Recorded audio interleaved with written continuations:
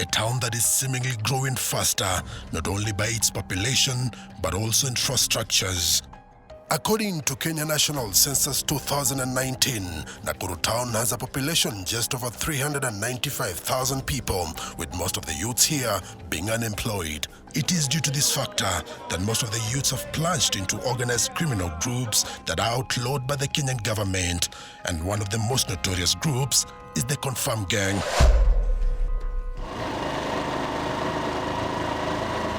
They are illicit groups comprising mostly of young people emerging from low-income areas, groups that have been squarely blamed for the current rise in crime in Nakuru, Baghdad, Watizedi, 46, Boston, Makaveli family, just to mention but a few. One person died, several others were injured in Flamingo State, Nakuru town east after wars erupted between two criminal gangs. Confirm criminal gang could be regrouping. Residents say there could be a resurgence of the outlawed Confirm criminal group. Detectives are in pursuit of two gangs identified as Confirmed and Dragon, which are said to operate from Roda Estate in Nakuru Town West constituency. Most residents along Kivumbini, Bondeni and Kwaronda have fallen victims to the gang, from phone snatching, burglary, motorbike robbery, mobile money theft, and worst of all, committing murder. Jana watu wa Kivumbini ward wanauliwa kila siku. Kenya mzima ijue Kivumbini ward hatuna amani. Philip, not his real name, is a member of the Confirm Gang. Good afternoon. Okay, my name is Duncan Kagia. I'm calling you from Safaricom right away. Nazungumza na ule mteja wetu aliyepokea pesa kimakosa siku ya leo.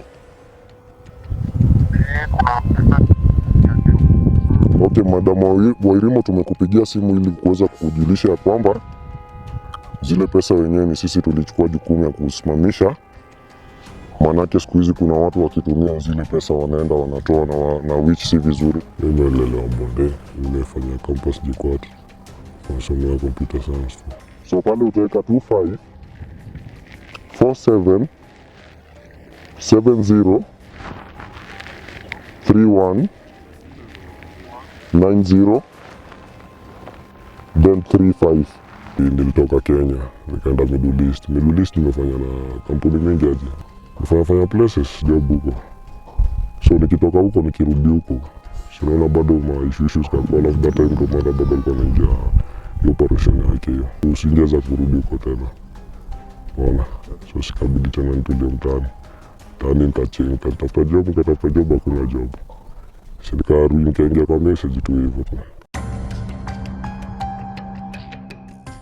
Confirm Gang members mainly pose as telecommunication agents in order to defraud unsuspecting Kenyans from either their banks or mobile accounts. Huko Migori County. So pale hivi utaweka ile kodi ya Migori, which utaweka ni 00 0 again then 5460. Kisha inakueleza vipi? Enter M-Pesa pin vizuri kabisa. Kumbuka ile ni siri yako, hata mimi mwenyewe ufai kunieleza. Unanipata? Utaweka ile pin yako alafu utafinya okay mara mbili. Nimekuletea subscriber, ule ni administrator. Sasa si pale kuna penye imeandikwa send and cancel. Finya pale kwa send mara moja. To commit this crime, members of the Confirm Gang use a banner phone, commonly known as Kabambe or Seska, a phone that is believed to operate outside the security agency's radar. Okay, kwanza nilianza tu ni kitu ilitoka jela, umeona. Toka jela, msaka kuja nayo. Kaanzianga tu mtaani tu. Kwanza mtaani walianza tu hivyo tu kujikusanya tu. Fanya hivi na hivi. Wakusanyika watu kama kadhaa hivi. Job ikaanza. Kakata mteja wa kwanza. Ndio ikakuja.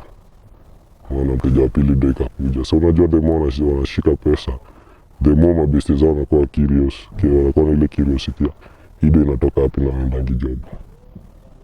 So ikaenda kikuanga hadi kakuwa mabezi sasa. Ikatoka sasa Vumbo ikakuja Bonde.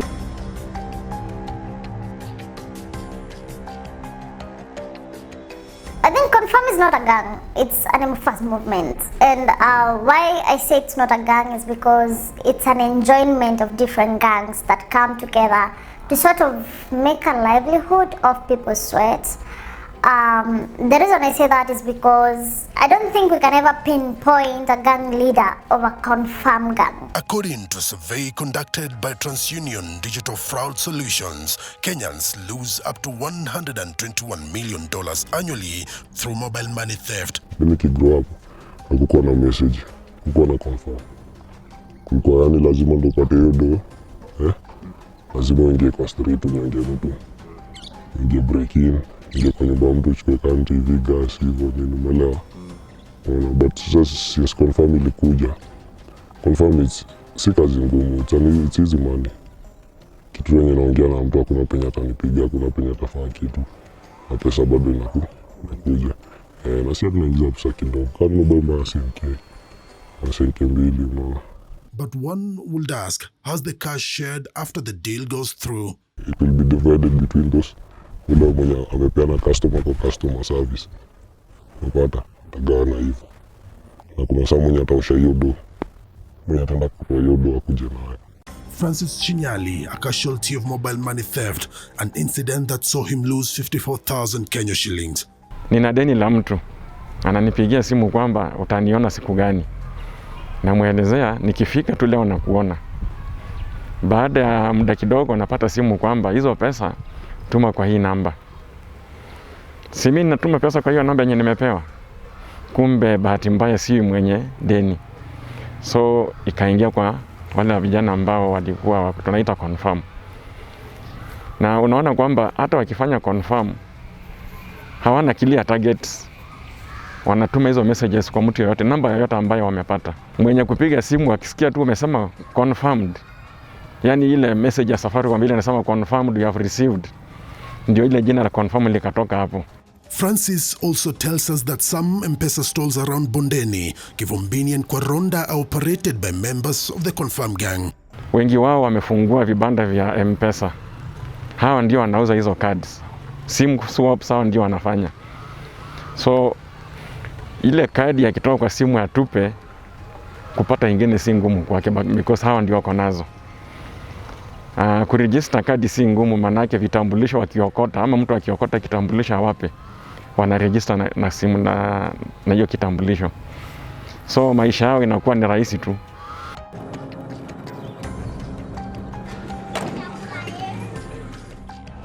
Ilikuja mtu ni customer tu akanipea ile do, nikatumia huyo mtu mwenye alikuwa anataka nimtumie pesa. So baadaye akaniambia nimsaidie simu, anataka apigie huyo mtu amueleza kwamba hiyo pesa ni yeye mwenyewe amemtumia. Alikoroga simu yangu, akaona the frequent calls zenye nilimeki hiyo asubuhi, akapata ni namba ya bwanangu. Aliedit hiyo namba, akaweka namba mgeni lakini jina ikabaki ile. After yeye kwenda like 2 minutes na nika receive message. So mi vile niliona hiyo message na imeleta jina ya mzee wangu, nikafikiria ni yeye. Akaniambia kuna customer anataka umwekee 11,800. Nikamtumia message nikamwambia niandikie dokumenti za huyo mtu ili niweze kutuma ile pesa. Alipersist kunitumia messages akiniuliza umemwekea. So hiyo kitu kanisoka, nikanjiuliza na mbona ananitumia message na akitaka kitu yeye mwenyewe unipigia simu. So vile nilimpigia simu nikamuuliza kama amenitumia message eti niwekee customer fulani pesa. Akaniambia yeye hajanitumia message yoyote, alikuwa kwa kazi, hajapata time yoyote ya kunitumia message. Geoffrey Makori, a victim of the confirmed gang robbery attack, recounts the day. Nikapata na jamaa mwingine amevaa tu vizuri, suti kabisa vizuri. Kampeleka hapa chini karibu na Keka. Kufika hapo nilipata na pikipiki nyingine imesimama hapo, imebeba watu 4. Wakaniambia waje nifanye nini? Nikuombe pesa. Akaita jamaa mmoja hapa, walikuwa na bag, kila mtu alikuwa na bag. Akatoka, akamwambia mimi sina do. Kaniambia waje nikuweke kwa simu. Nikarelax kwa pikipiki. Relax kwa piki. Huyo jamaa kitambo niseme 0700. Siku nilistukia tu sijui. Juu hapo nilipata anda nimepigwa, hata siku najua venye nimepigwa. Juu nilipelekwa hosi.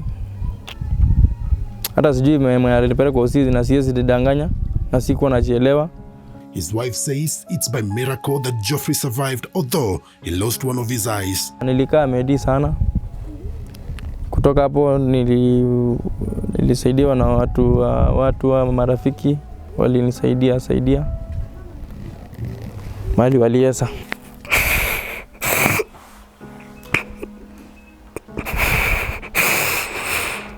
Mtoto wangu alikuwa anakula tu kama jirani. Asubuhi naamka, jirani wananipea chakula. Napika nampelekea juu hakuwa anaweza kukula, naipika nakaa kama uji. Na hospitali hakuwa anapewa chakula kama hiyo. Walikuwa wanampea tuseme kama kimfupa ndio mdomo ifunguke. Lakini hakuwa anaweza kukula. So nilijaribu kung'ang'ana na maisha hata kama nilikuwa mgonjwa. Niling'ang'ana tu na maisha mpaka akatoka hosi.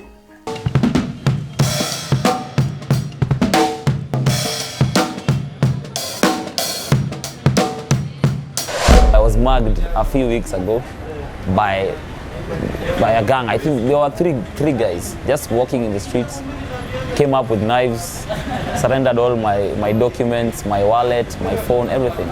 So it is something that is here, and now it is getting worse because I think of unemployment. Most artists, like their income was cut short by the COVID pandemic. So you find that most of them resorted back to crime, right? Because crime was the easiest way to make a living at that point. There are even cases of last year, there was an event where people were raped. I think 2 gangs met at the event. So the rivalry, people were stabbed, there were cabs that were vandalized.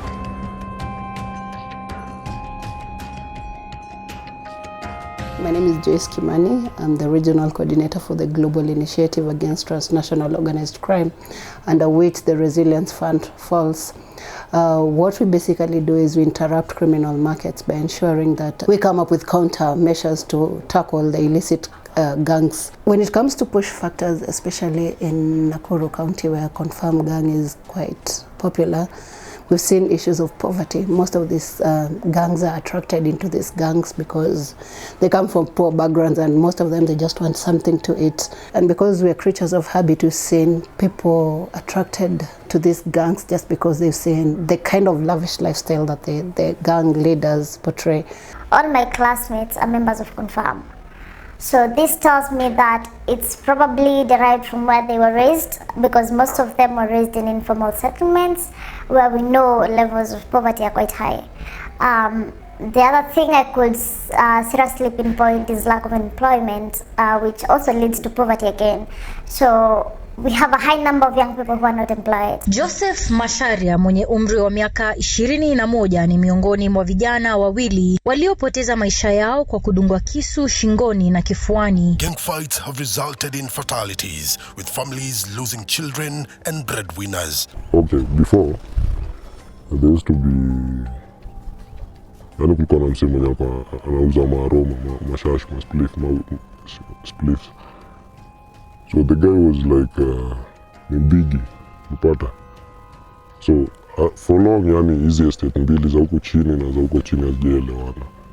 But umse kukam through, hizi ghetto mbili zikaelewana, wakakuwa wanafanyia kazi wapi? Kwa gepe hawa, na wale wanaenda kwa gepe hawa, kwa gepe wale.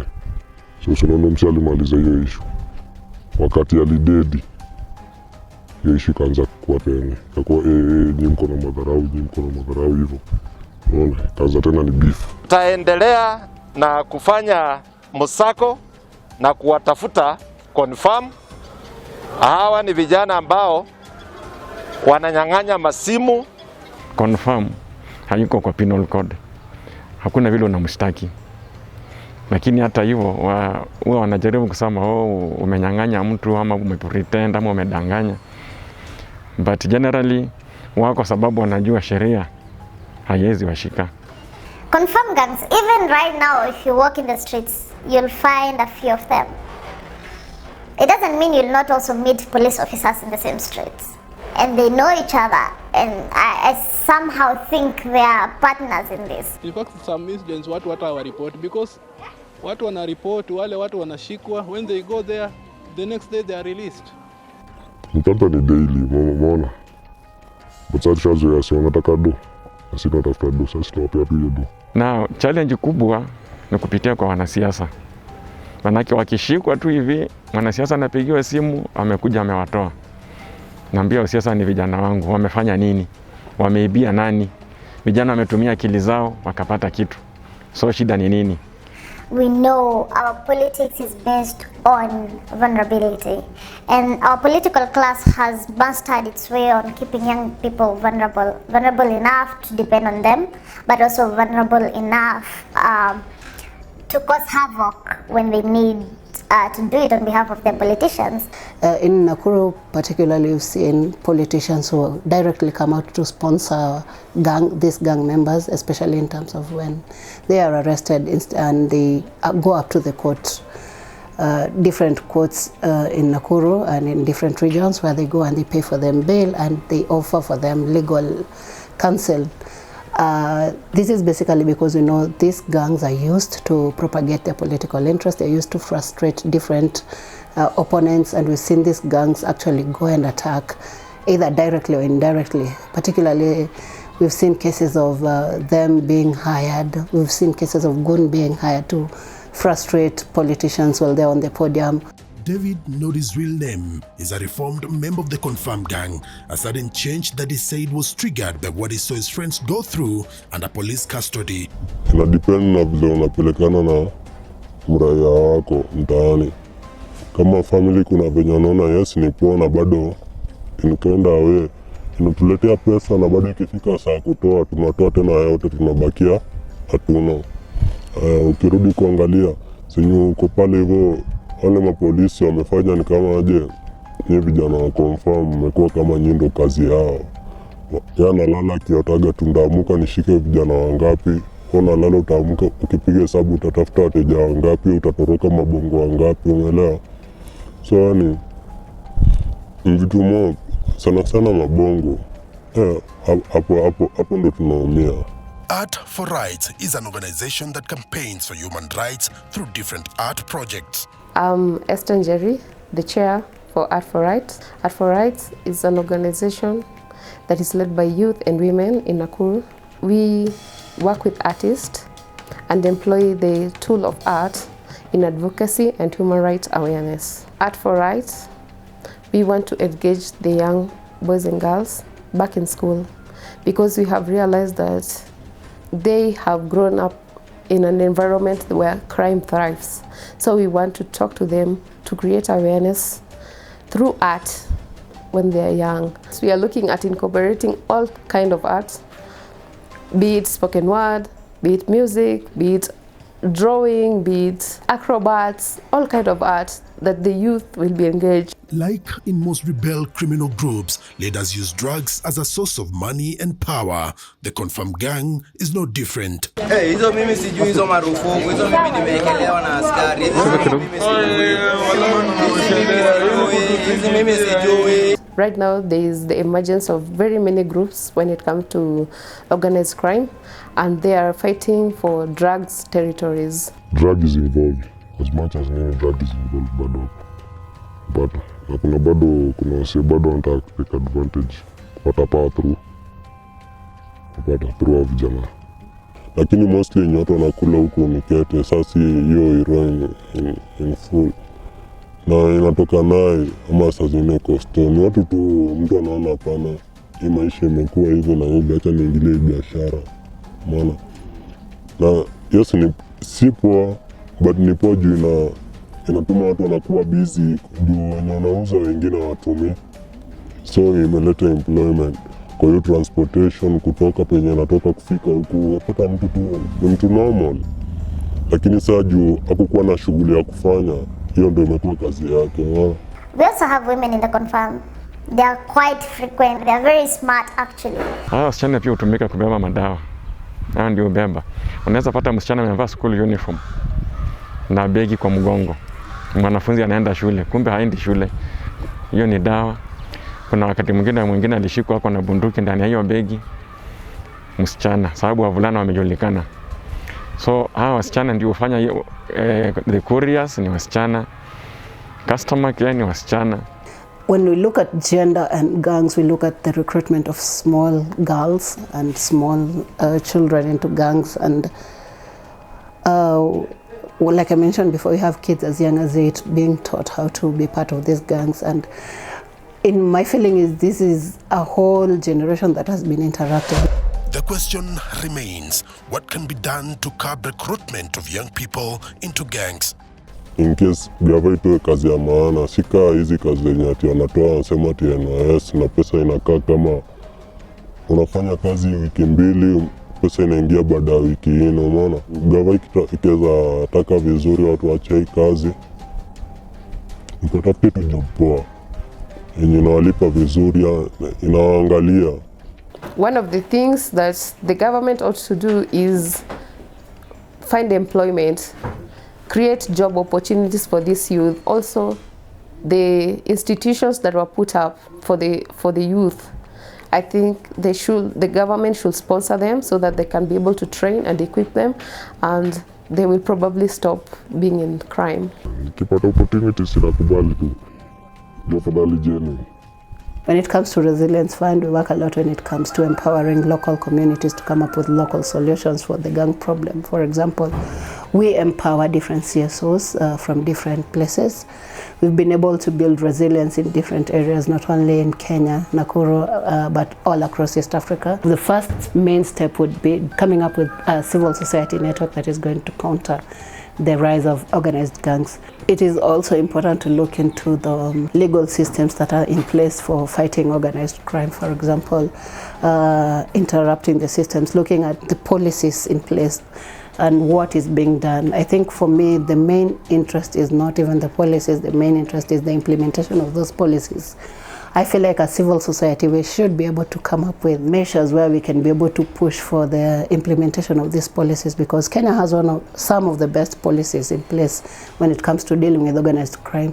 But when it comes to the implementation, that is where we see the laxity, especially in our security forces. We need a civil society that can speak on behalf of young people, that can actually deal with the actual issues. Because we can sit here, castigate, confirm, we can sit here, castigate different gangs, but at the end of the day, the system that we are in already works against a young person. So a young person must resort to whatever can provide for her, him, and their family at the same time. Improving the economic health of this 150,000 youth, giving them options that instead of belonging to a gang, you can actually use your hands and earn an income, or you can actually use your brains and make clean money, has been quite something that the GI is interested in. We're also looking into coming up with nurturing talents, which Art for Rights is doing, nurturing the talents of these different reformed gang members and using it for a positive cause. So there are very many ways where we can approach this gang problem, and I think we're on the right track. Mimi naweza waambia tu wajaribu venye wanaweza. Najua ni ngumu, na si ati kwa kutaka ama kwa uwezo wao. Wajaribu tu venye wanaweza. Sajaa iko, hizi wachiliana, atawapea tu njia vile mimi alinionyesha njia. Hivyo tu. Huwezi sema end goal ni gang ya shughuli. Kwa sababu kila mtu in life ako na purpose yake, si ndio? Kila mtu ako na his own belief, kila mtu ako na his own dreams, si ndio? But I don't see any end goal in it.